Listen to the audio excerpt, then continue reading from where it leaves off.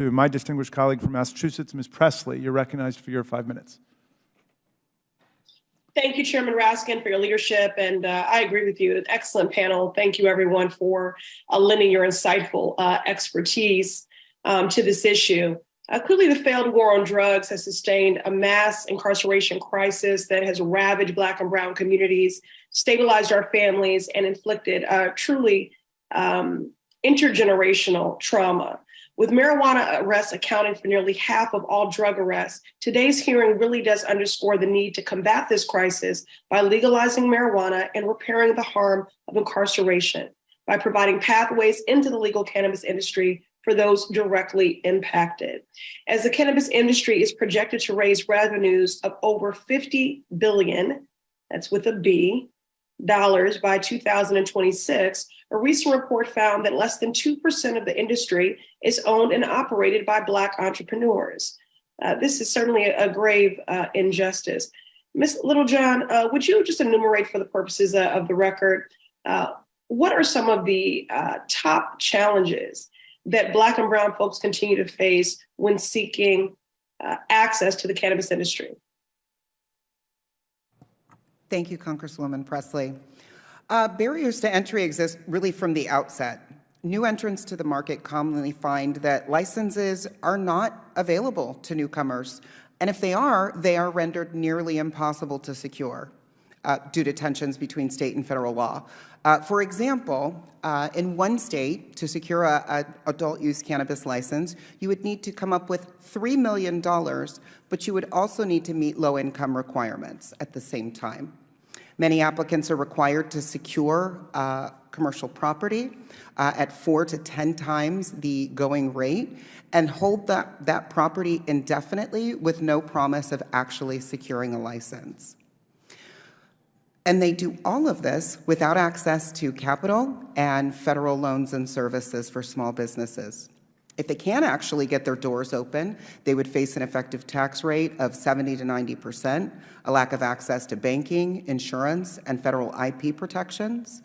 And together, this makes it nearly impossible to navigate in a market that's made incredibly volatile, both by federal illegality and competition from unlicensed and unregulated operators.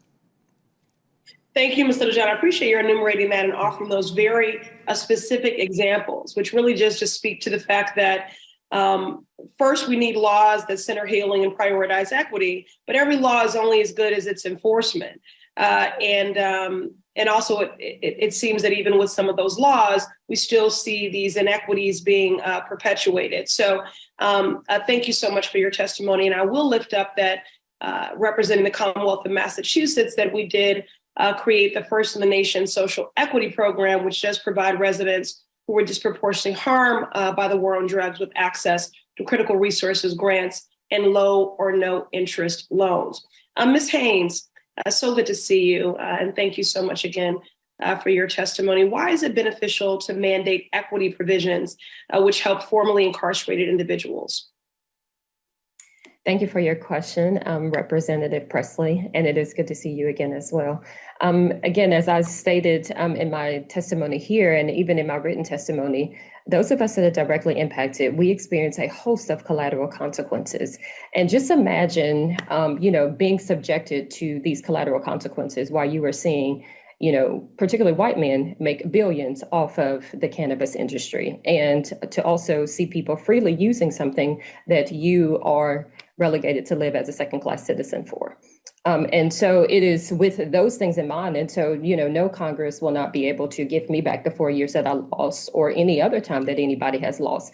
But by automatically expunging these convictions, again, like I said, so that we no longer have to live in the shadows in our community, will be able to help us to secure jobs, where we can have meaningful jobs. It will help us to secure housing. It will help us to be able to get into the marijuana business if one so chooses, and just some various other things that will help us to be able to regain our rights to vote, to participate in our democracy fully in this country. And so there's just a lot of things that, like I said, we are relegated to live as second-class citizens in this country because of marijuana convictions. And so it is just extremely important that it is automatic expungement, not something that we have to go through the courts for, because some people may not be able to afford lawyers and, and all of those different things. It is something that should be automatically done for those of us who have, experienced collateral consequences because of the prohibition on marijuana.